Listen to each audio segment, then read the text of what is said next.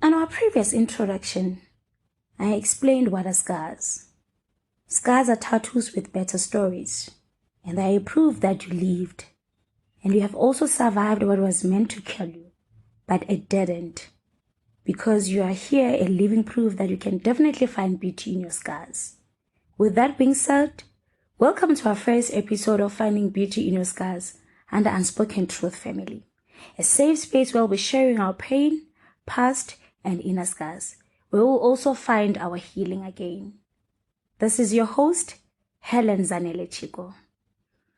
Let me take you back to my journey where I finally embraced my scars with pride, dignity, and love. Where I finally came into acceptance that there is more to life than to feel sorry for myself and to beat myself up for something that I did not have power and control over. October 2015. What a painful year it was. It was a year that changed my entire life. It pulled me into the most darkest, loneliest, hardest, and painful hole ever. That year made me to even question God's existence in my life. It made me to even question His love, because I never felt His love that year. And when I read my Bible in the book of Isaiah 43:2, when you go through deep waters, I'll be with you. But truth is, I never felt Him with me. Felt alone, felt lonely. I felt lost, frustrated, suicidal thoughts, depression, anxiety, rejection, and all that. Out of all the scars that I heard, this one, it was the worst and painful scar ever. It was even hard to acknowledge it. When I found out but my status, that was HIV positive, saw my world collapsing, coming to an end in front of me. Right there on the spot, I hated myself. I even went to the extent of blaming myself a lot. I condemned myself. I blamed myself a lot. I judged myself. I saw myself dirty, naked, and useless again. I also hated a guy who infected me with this virus because I trusted him with my life, my soul, my body, and my life. I even felt betrayed by him. The sad part about this whole thing is that I was all alone in this journey. There was no support from family or whatsoever. I remember when my mom found out about my status, she wasn't happy with me, which it was understandable because no parent wanted to see her child being HIV positive, especially at the age that I found out about my status. But what broke me further, it was how she handled the whole situation. She said all the awful words to me. And right in there, I felt God leaving my side. And I felt my soul leaving my body. That's when suicidal thoughts came harder on me. That's when I decided to end up my life. But I failed 3 times. Even when I talk about it now, I still say it was God who saved my life. It was God who put me all together once more again. What kept me sane for the past 7 years, yes, it's 7 years now living with this virus, was God's love upon my life and my late mentor. May her beautiful soul continue to rest in peace.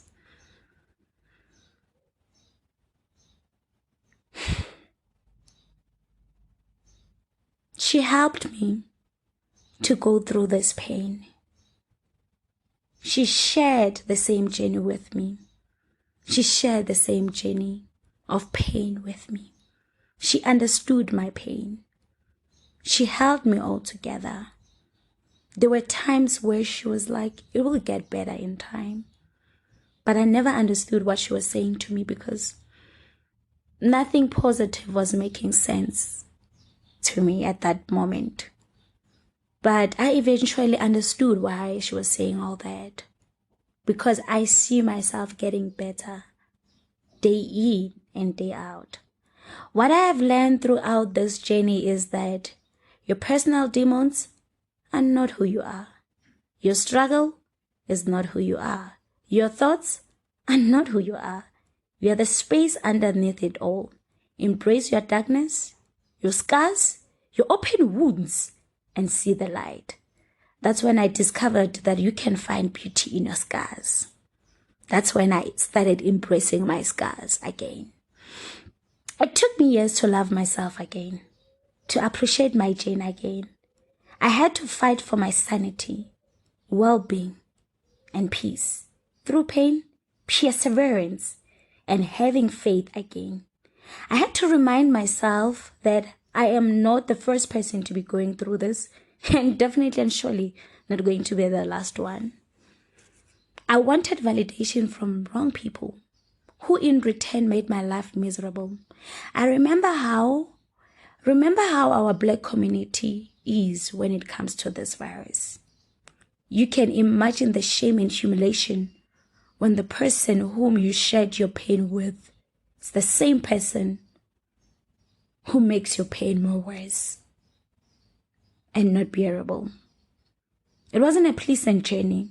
Rejection from relationships, judgment from friends, and from the world. It was a lot to take in. But what I liked was how I fought for my well-being. And even though it was hard at times, I will constantly remind myself that I am not the virus. The virus is just a visitor inside my body. I will also tell myself how beautiful I am. I started claiming my power and dignity back through prayer and surrounding myself with positive crowd. I forgave myself first before I can forgive the guy who infected me. I came to acceptance of that we all have different journeys, different stories to share, and pages to fill. My journey taught me humbleness, self-love, and care and support. It taught me the power of prayer. To humble myself throughout my journey. Above anything else, I saw God carrying me. Mind you, I had to trust Him again after I blamed Him for what I was going through. I even told myself that I will never find true love because of my status. But guess what? I was lying to myself. I found beautiful love that even made me to love my scars more. Remember, this is my journey that made me to find beauty in my scars. I accepted my pain. I embraced my scars with so much love. Whatever that you are going through, don't beat yourself up. Don't hate yourself, nor question your existence. Give yourself time to acknowledge your pain, to find your beautiful healing again. Be patient with your journey of healing and see God bringing you back to life again. I am here to tell you and to remind you that wear your scars with pride. There is beauty in your scars. You will find healing again. You will heal again. That's why when I started this recording, I said, this is a safe space where we'll share our pain, our past, and to find our healing again. I'm here to encourage you that through what you are going through, find that beauty in your scars. Embrace your scars like never before. Give yourself time to heal again. Give God time to restore you again. Maybe my journey will encourage you to pick yourself up once more again. It wasn't easy for me to find beauty in my scars. It took me years with tears, hatred, anger to finally acknowledge myself, to finally remind myself who I am. It even made me to say, there's someone who needs to hear my story and who will get better when that person hear my story. That's why I'm saying to you, you will definitely find beauty in your scars. How? We don't know. But a time will come where you will embrace your scars with pride. Your time will come where you will share your story and you will never cry again.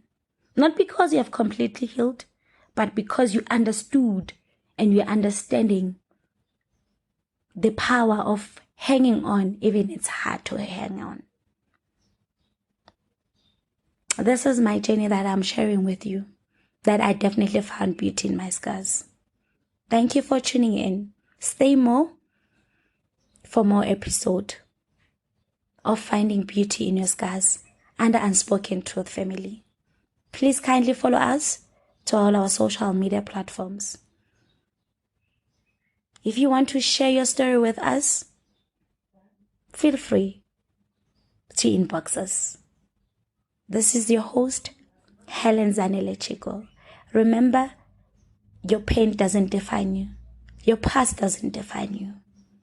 But your pain and your past, they are your key to your happiness. They are your key to finding beauty in your scars.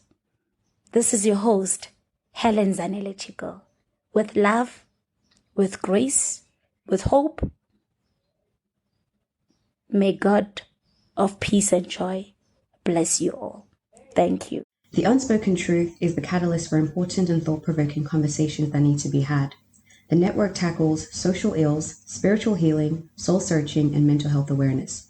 To subscribe, click on the show link to follow our podcast and be part of the Unspoken Truth family. Find us on all social media platforms.